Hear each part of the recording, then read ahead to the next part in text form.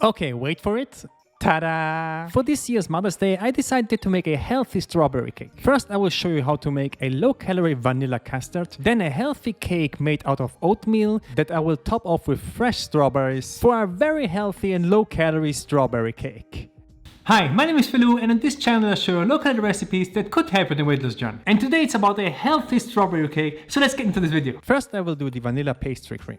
And for that, instead of using vanilla extract, I bought a whole vanilla pot. I will take a sharp knife and cut the whole vanilla in halves. Then I will preheat a pot on a stove on medium heat. I will add 400 grams of vanilla. I used skimmed milk. Then I will scrape everything out of the vanilla and put it into the pot, including the vanilla in itself. Give it a quick stir and bring it gently up to boiling. Now on the side, prepare a separate bowl and crack up 2 whole eggs in it with 100 grams of pure egg whites. Instead of sugar, I will add in sweetener. I will use 50 grams of Erythrit. And the sweetener stuff can be a little bit confusing. So stevia is a little bit more powerful than sugar, and erythrit is less powerful than sugar. So if I want to substitute sugar with a sweetener, then I either use a little bit less stevia than the sugar in the recipe, or a little bit more erythrit than the sugar in the recipe.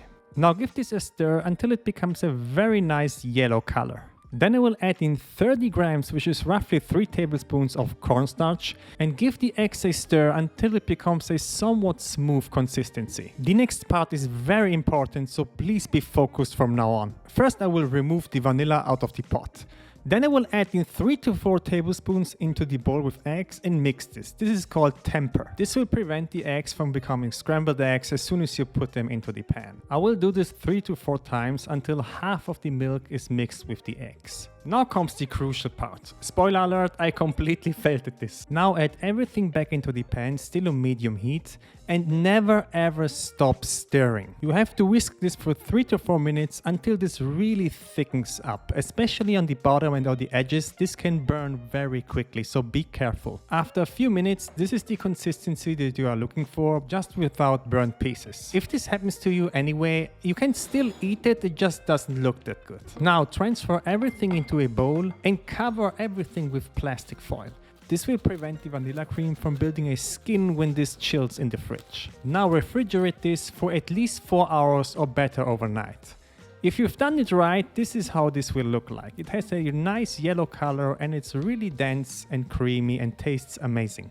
If you don't want to use a vanilla bean, you have 2 options. The first one is to use vanilla extract, or instead of using vanilla and cornstarch, just use 20 grams of vanilla pudding powder. Vanilla pudding powder is nothing else than cornstarch mixed with vanilla flavor and sugar, and that's it. The next step is making the cake, and for this I will take 150 grams of oats and mix them into a blender until they get very fine like flour. I will drop the flour into a big bowl and add in 50 grams of sweetener. For this I will use stevia.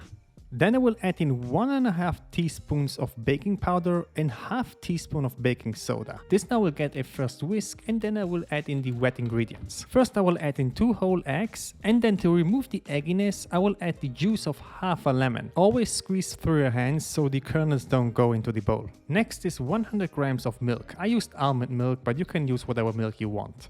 And then I will add in 200 grams of vanilla flavored Greek yogurt. If you cannot find this, just use regular Greek yogurt with 1 tablespoon of vanilla extract. Now grab a hand mixer and mix this until it becomes smooth and creamy. Take a baking pan that hopefully has the form of a heart, grease everything and add in the batter from the cake. Spread it, and then this gets to the oven at 180 degrees Celsius for 40 minutes. The last thing to prepare are strawberries. 300 grams of strawberries should be enough. I will remove the root and cut everything in halves. Make sure to buy fresh one for this recipe and not frozen berries. As soon as the cake is ready, let it cool down for half an hour. Then I will spread on top my failed pastry cream because I don't want to throw this into the trash. Like I said, it doesn't look pretty, but you can still eat it. Then put all the strawberries on top until the whole cake is covered. Now, if you prepared the cream 1 day before, you can already eat it, but if not, this has to go into the fridge for 4 to 6 hours until the pastry cream becomes hard. I would suggest to prepare this 1 day before and then put the cake into the fridge overnight. And the macros for the cake are as follows. The cake base comes in with 813 calories, 98 grams of carbs, 21 grams of fat and 50 grams of protein. The cream is This strawberry come in with 524 calories, 67 grams of carbs, 9 grams of fat and 38 grams of protein. So compared with a regular strawberry cake, the calories on this are half. And taste-wise, as you can see, I really enjoy eating this cake. So I hope you will like it as well. I hope you enjoyed this video, guys. Click the like button, subscribe to my channel, and see you in the next one.